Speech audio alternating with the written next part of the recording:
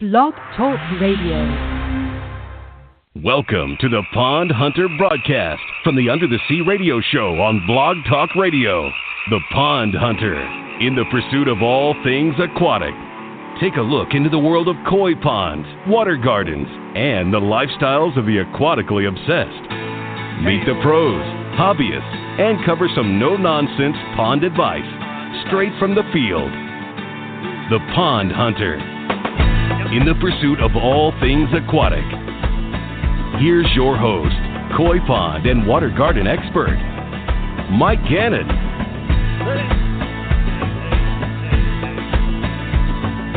Hey, pond keepers. Hey, koi people. Hey, aquatically obsessed. Ready for a Koy Story? I'm your host, Mike Gannon. Many who keep koi follow a similar path. Most first become introduced to koi by chance, casually, perhaps at a backyard party of an acquaintance or at a public garden.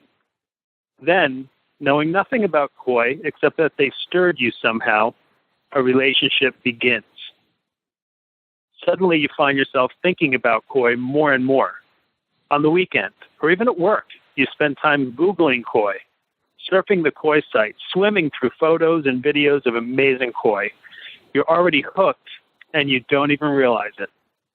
Knowing nothing about koi, you find yourself behind the wheel driving to invest in an aquarium, so you too can keep koi. You walk into Pet This, and the kid stocking the cat food sees that you have a pocket that's on fire. Words are exchanged over in the fish department, and he sends you back on your way with a seemingly huge 90-gallon fish tank and hundreds of dollars worth of inadequate filtration. You feel happy. The cat food stock boy feels happy. At home, you set up the tank. It takes all weekend. Nobody sees you during this time because, let's face it, this is a mission. Then the fish tank is filled, filters are cranked, and you're done.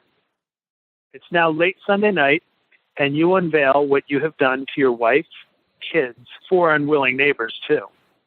You're proud. You're ready for koi. You're feeling peachy, and you don't even know what or who they are yet. So back to Pet This.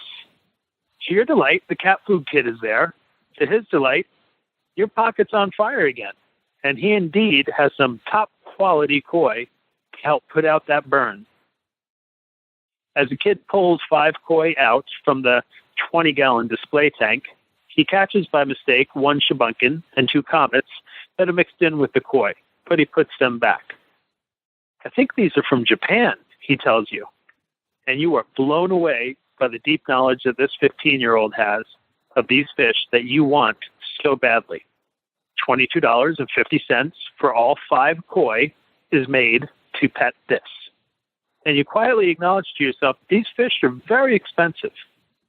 You fly back home with your precious cargo, and it's time to release the koi. You drag back the wife and kids. You then release the koi. The 5 koi drift into the immensity of their new home. As you envision many, many years of enjoyment coming your way, your kids plaster themselves to the aquarium front, delighted. Your wife leans into you, smiles. She likes them too. You done good. How much were all these fish, she asked. $15 for all of them, you steadily reply. She gives you the, wow, those are expensive look. You shrug and spend the next month camped out by the tank, obsessed. So now you've done it. You got koi. You're a koi keeper. Back to the internet. Now it's time to actually learn about the koi you're keeping in this behemoth fish tank. You do more research on these fish that you now hustle home after work to spend time with. The koi are growing much faster than you thought. One koi has fins that seem much longer than the others. You wonder if it might be deformed. The more research you do, the more you now start to sink deep into the world of myths, myths, and too much information on koi. Koi forum and desire to chime in on your newfound experience with koi, but find no one wants to talk to a newbie guy who's keeping koi in a fish tank and even catch a scolding from one or two experienced koi keepers who have had a pond for over a year now. You gather from them and the others that if you want to keep koi, you need a pond, a big pond. We're talking like 1,000 gallons. You talk to a few professionals, like the guy that cuts your neighbor's grass, about building a pond. He assures you he can build a pond. He has a wheelbarrow and a shovel. He can do it. 800 outrageously priced dollars later, you have a 4-foot by 7-foot by 12-inch deep koi pond in your backyard that you have been assured is at least 1,000 gallons, even though it doesn't look like it. You drop another couple of hundred on your canister filter with a high-tech UV light built in. You step back. You're pretty satisfied with your new pond. Your wife looks at you through the kitchen window. She's not smiling this time. You go over to get your 5 koi that have now quadrupled in size and seem to be crowded into the now relatively tiny 90-gallon fish tank. You bring them outside. You prep them, acclimate them, and then you release the koi. Awesome. Officially a koi pond. Back to the koi forums. And now a look at pond forums too. Photos and stories, sharing your experience, learning more, and it begins to dawn on you that your pond actually sucks. And the koi are going to die in the winter if they're not brought inside because the pond is not deep enough. You're staggered by the amount of equipment, time, and monetary resources that your newfound koi pond community has to spend on their ponds. You even see koi keepers that heat their ponds year-round. The heating system alone was $5,000. You are in deep, emotionally and otherwise invested with koi now. You're embarrassed by your pond and need to do something about it. If you're ever going to have koi keeping friends come by to see your pond, you need to step up and start playing with the big boys. You research and find some pond installation professionals, guys who really do this stuff for real. Consultations happen. The first guy gasps upon seeing your pond and asks, "Where's the bottom drain?" Replied, "The what?"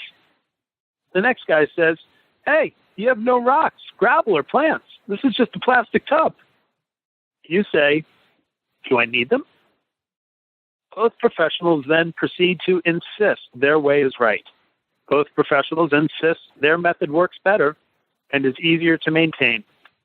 Both claim the koi will thrive in the pond they will build. Both seem honest and seem to know what they're talking about.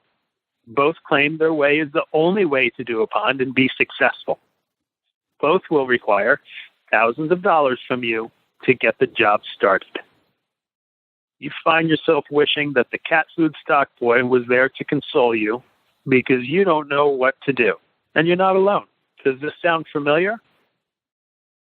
Whatever happened to that base, childlike feeling of just wanting to keep koi for the pure enjoyment of it?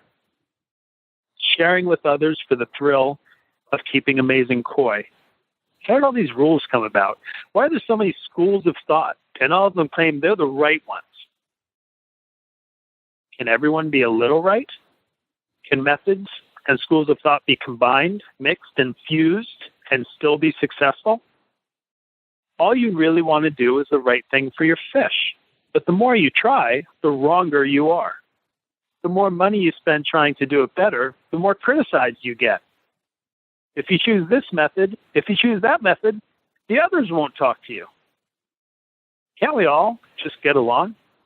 Can't we all agree that there are many paths to success with koi keeping and that one's definition of doing it right is not the other's? Isn't it really about our base, primal connection to these fish? And that first time they truly caught your attention and made you smile? Isn't it about our journey with koi and everything that we do to nurture this most unusual relationship between humans and koi, primate and fish? Isn't it about our struggle to make these fish happy? No matter if we have them in a 20,000-gallon state-of-the-art professionally constructed koi pond, or if we have them in an old bathtub on a back porch with kids gathered around it, tossing in bits of last night's rice for the fish to eat. Let's keep it about the koi, not those who have the biggest or most expensive koi. It's not about filters and equipment, plants and gravel. salt and chemical treatments, concrete and EPDM, bells, whistles, or who can afford the biggest pond. Let's keep it about that incredibly unique connection that we all have experienced between human and fish. There is something very special in that connection. We can't lose that. We need that childlike connection that we all have deep inside, regardless of how we are keeping our koi. The point is simply that we're all doing our best to nurture our koi to the best of our abilities within each of our particular circumstances. We are all the tribe of koi keepers. We are worldwide, religious, political boundaries. Many of us are wealthy. Many of us struggle. Many of us are living in abject poverty, yet still manage to find a way to keep and share with others our koi. And to all of us, our koi means something special.